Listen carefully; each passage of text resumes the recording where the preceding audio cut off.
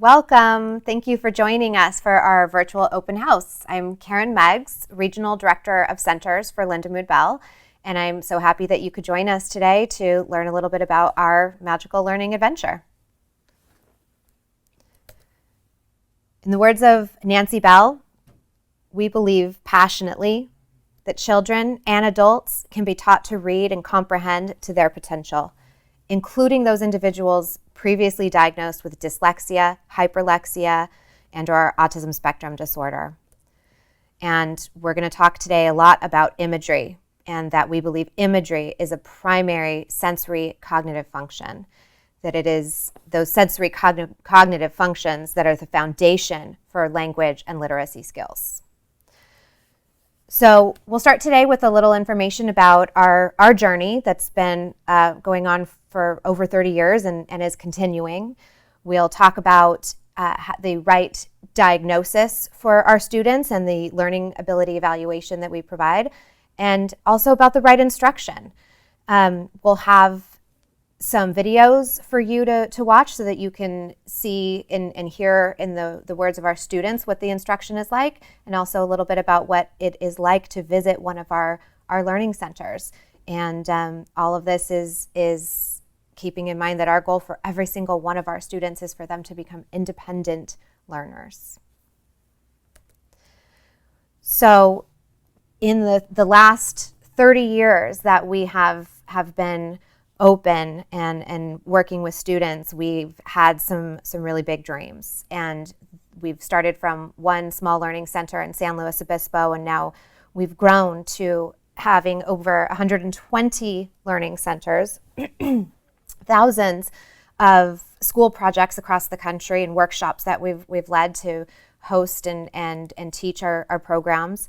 We have data on over 40,000 students and neurological and behavioral research that we continue to utilize to make our instruction better.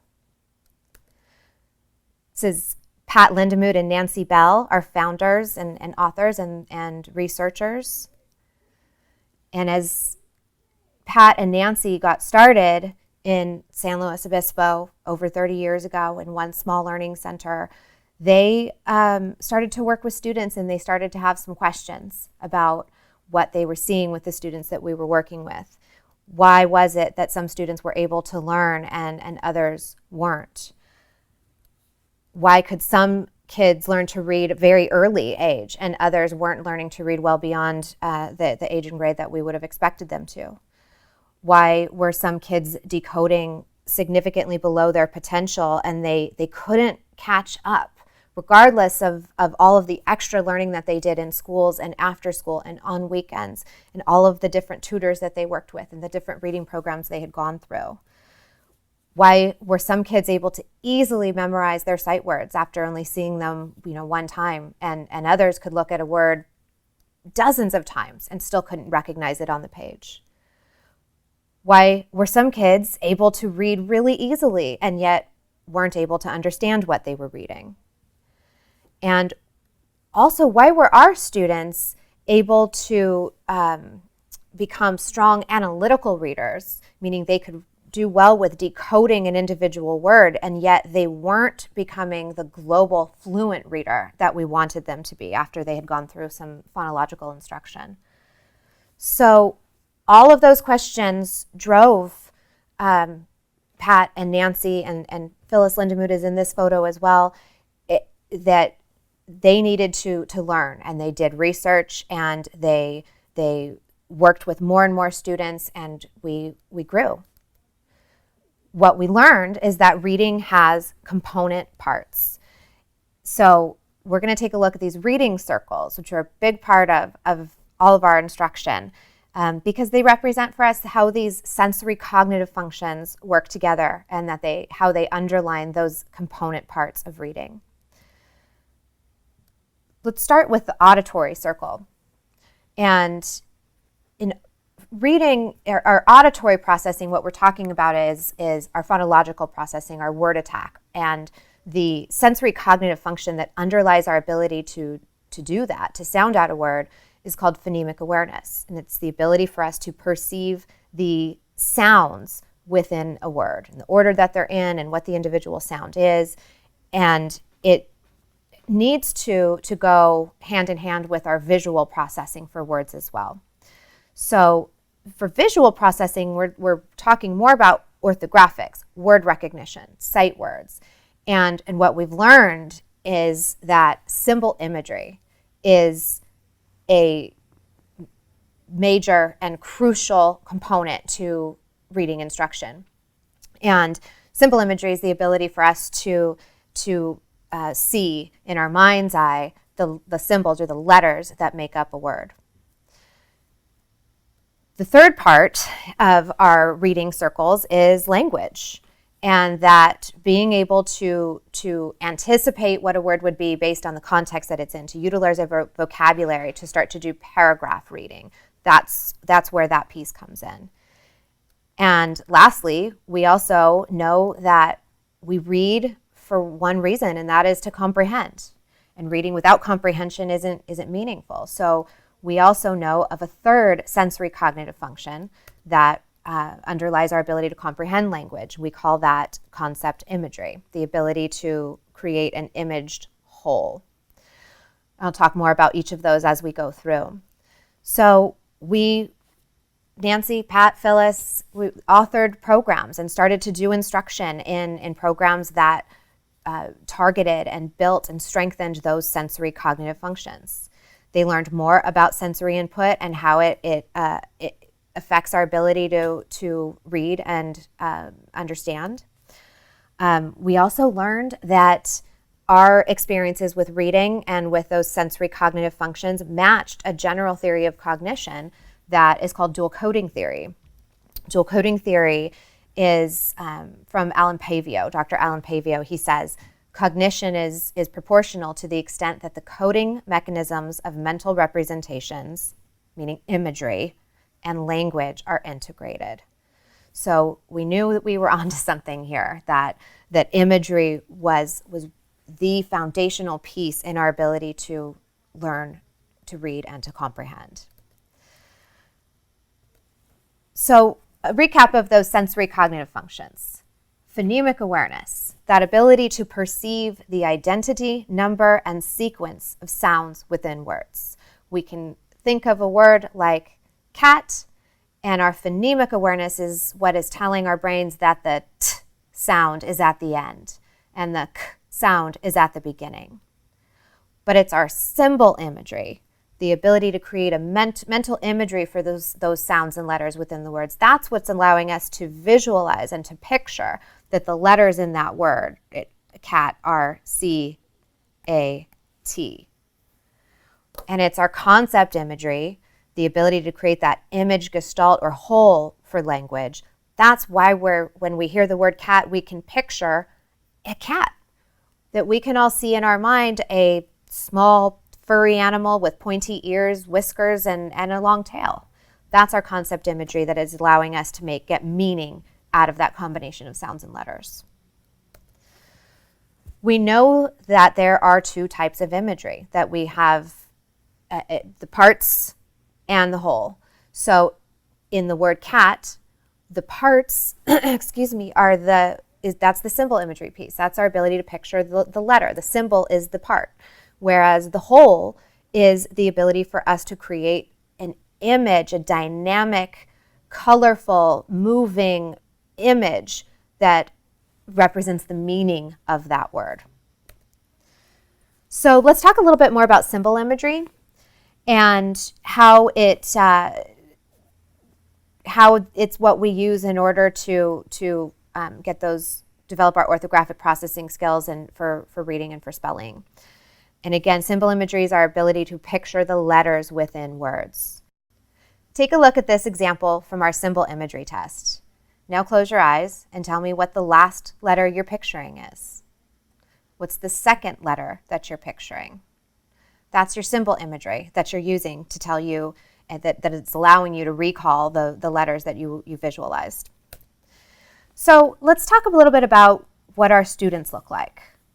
Buzz was a student that we saw. He was 12 years old, diagnosed with dyslexia. He had gone through tons of different reading interventions in school. He'd been in special ed. He had done after-school programs. He had been receiving tons of support from the school and from his family. Buzz had a great vocabulary. He was a very bright kid. He was a 7th grader, 12 years old, and he had vocabulary at the 75th percentile, which is an area of strength.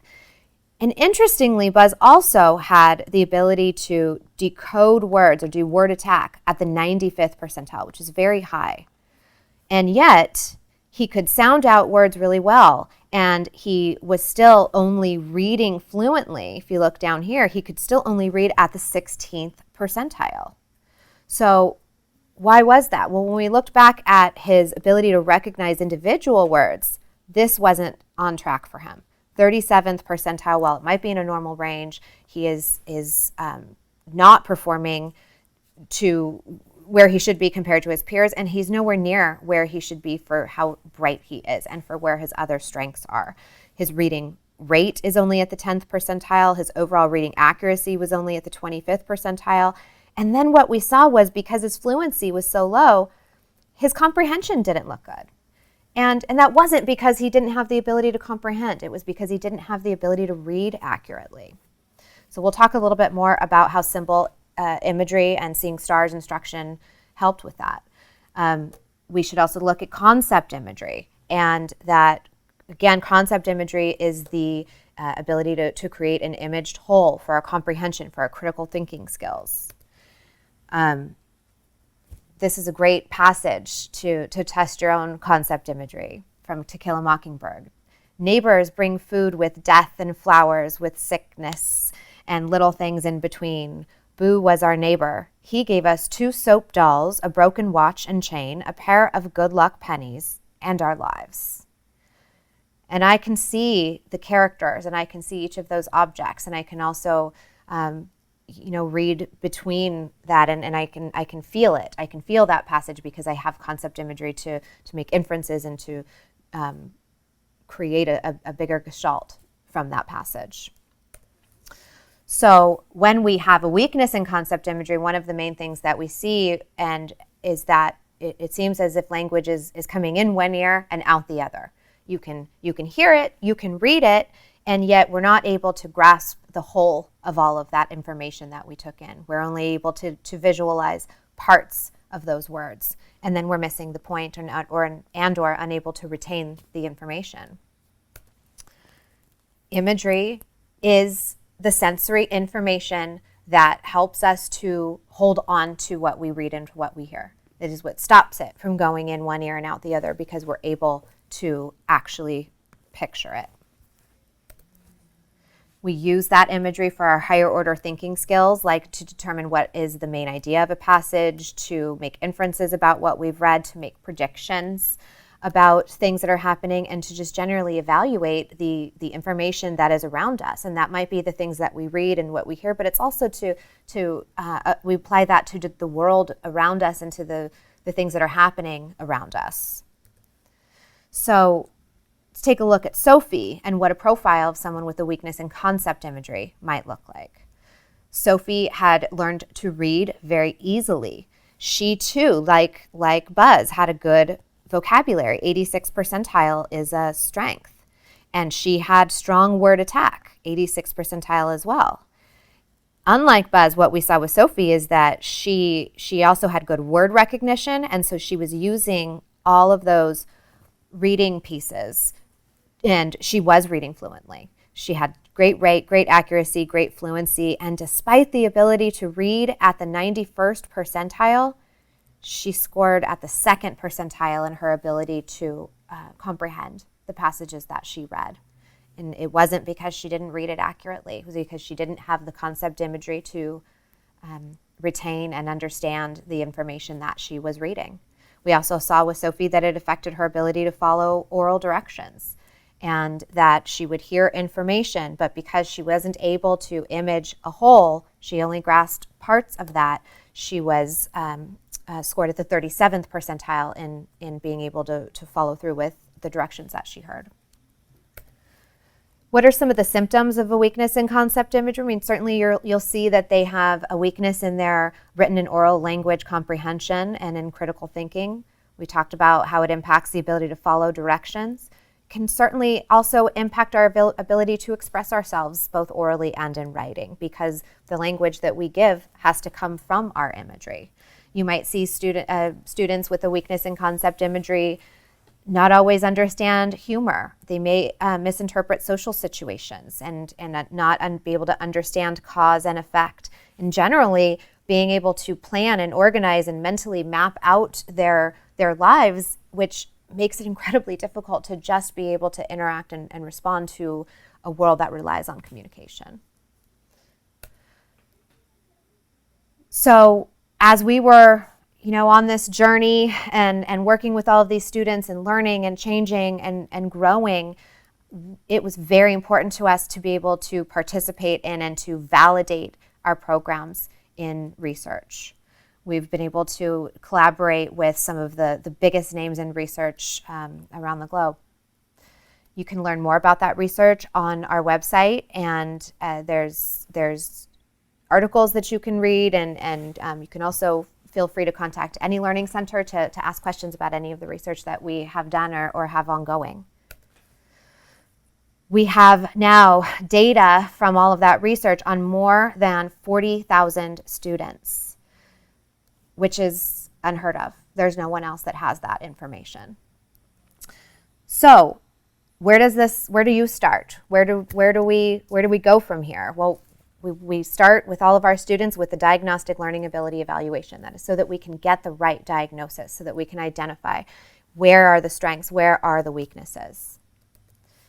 And this allows us to identify the cause of this gap. If this is, we're all here in kindergarten, and by 12th grade, hopefully we've moved up here. But with our students, what we know is we see that there's a gap that starts to develop.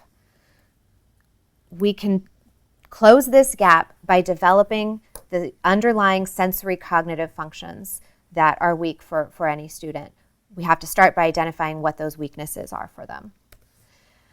So with Buzz, we saw that he had weak decoding and a diagnosis of dyslexia. He needed to receive instruction to develop his symbol imagery in the Seeing Stars program, whereas with Sophie, weak comprehension.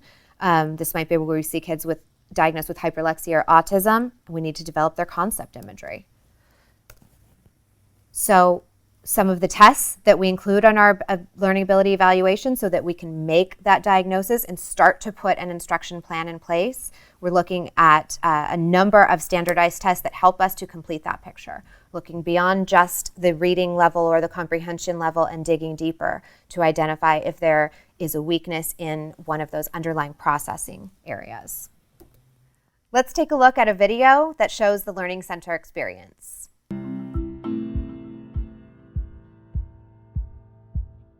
We work hard to make sure the Learning Center experience is consistent at every site. Let's see what that experience is like. The importance we place on putting our students at ease should be felt not only in our surroundings, but in the way our instructional leaders greet each and every individual.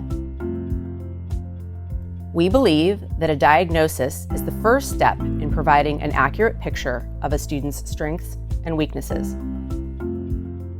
Our learning ability evaluations set the course of that diagnosis.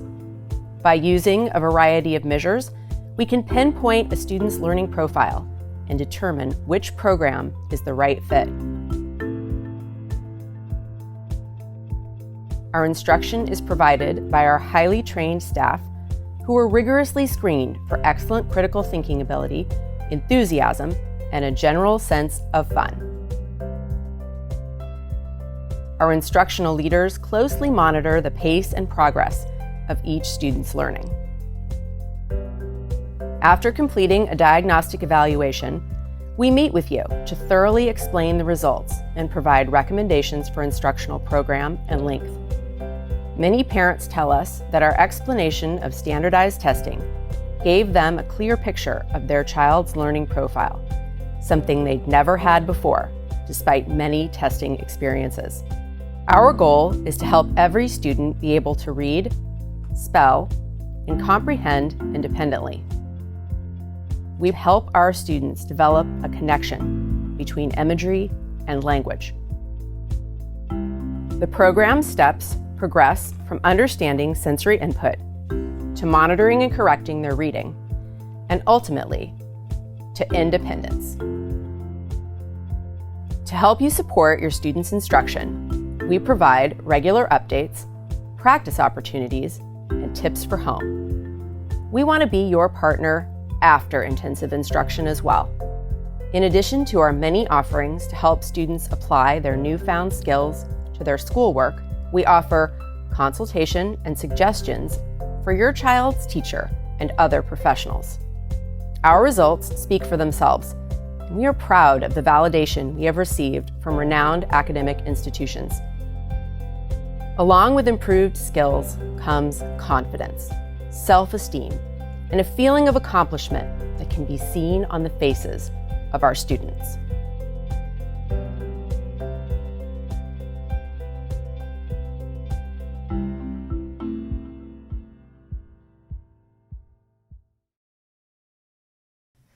We work with our students intensively, and that's because that is how we develop those sensory cognitive functions. So we typically work with students for 4 hours a day, 5 days a week, and our goal is to make years of gains in weeks of instruction.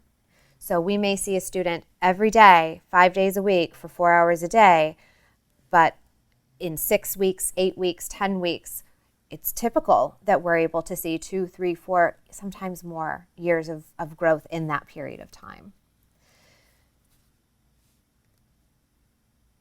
Symbol imagery instruction, that's our Seeing Stars program. Remember, symbol imagery is the ability to visualize the letters or the symbols within a word. It underlies word attack, word recognition, paragraph reading. And the way that we stimulate and develop symbol imagery in session is we do what we call sensory exercises, and we question to that part of our brains. So thinking back to when I showed you the word FLISP and had you tell me what was the last letter you saw, that was you were using your symbol imagery there. We might have you look at cards and read syllable cards. Take the card away, and what's the third letter you see? What's the first letter you see? And ask questions that force you to use that part of your brain that is active when you're imaging symbols so that it gets stronger. We might have you do air writing, where you hear a word and you picture that word and you write the letters in the air so that you can see what we call a shadow effect, where you can see just in your mind's eye those symbols in front of you.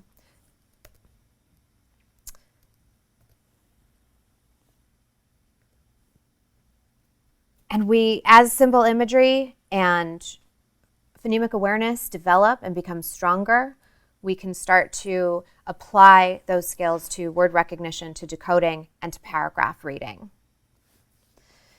Concept imagery instruction is what we work on in our visualizing and verbalizing program. And in visualizing and verbalizing, we're again working to create that image gestalt. So not picturing the individual letters or the parts of words, but to picture the whole. And we'll start with being able to just describe, look at a picture, and the student to be able to describe what they see in that picture and to start to make that imagery-language connection, and moving all the way into being able to read or listen to an entire page or section of material at more complex levels, and image that information, think critically about it, and also verbalize about it. So in visualizing and verbalizing, there's a lot of us, of our instructors and our clinicians saying, what do those words make you picture? And our students are describing the imagery that they have in their minds.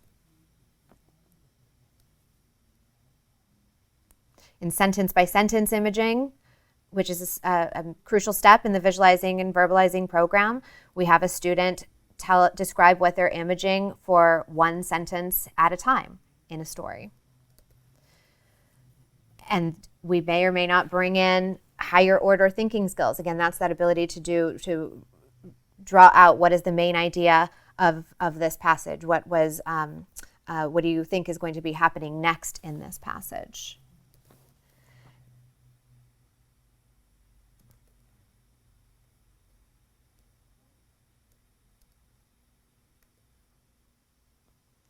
So here's our imagery, and the language processing is an entire spectrum. You can see Buzz, who can say the word ip, and when he does, now he's able to picture IP because his symbol imagery is strong enough. And Sophie, who can think about a clown, and when she's picturing that clown.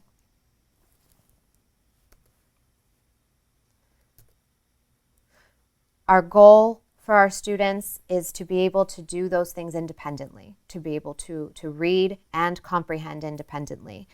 And what we know about how to get there is that independence isn't perfection with reading and with comprehending. It is the ability for us to correct ourselves when we have made a mistake. But in order to correct ourselves, we have to be able to identify that we've made a mistake. We have to be able to monitor our reading and our comprehension abilities. And what is it that gives us the ability to monitor? It is the sensory input of imagery. I know that when I think of the word IP, I can picture IP, and if I pictured IT, that's not matching, because my sensory input, I monitored, I corrected myself, and that's what makes it for an independent reader. And this is the goal for all of our students. It is important that we stimulate that sensory input of imagery and then help them apply it to the areas that they need it in their reading and comprehension and language and literacy skills.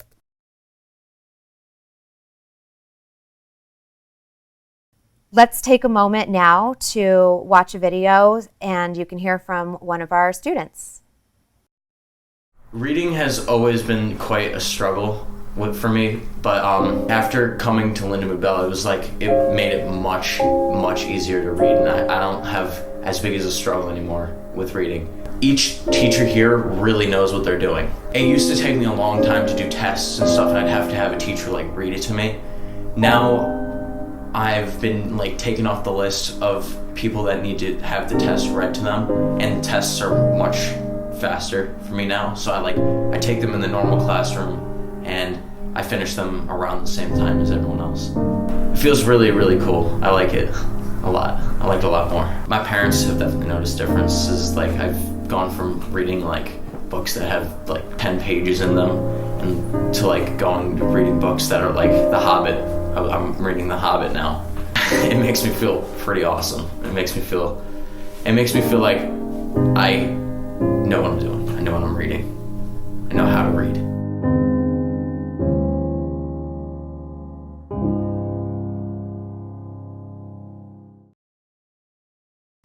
The magic of learning is one of the most important and valuable gifts that you will ever give.